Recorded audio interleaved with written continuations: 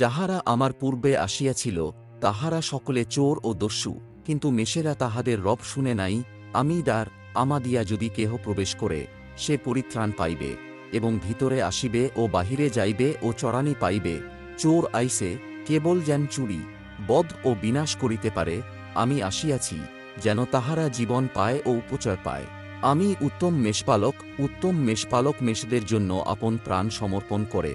যে বেতনজীবী মেষপালক নয়, মেষ সকল যাহার নিজের নয়, সে কেন্দুয়া আসিতে দেখিলে মেষগুলি ফেলিয়া পলায়ন করে, তাহাতে কেন্দুয়া তাহাদিগকে ধরিয়া লইয়া যায় ও ছিন্নভিন্ন করিয়া ফেলে।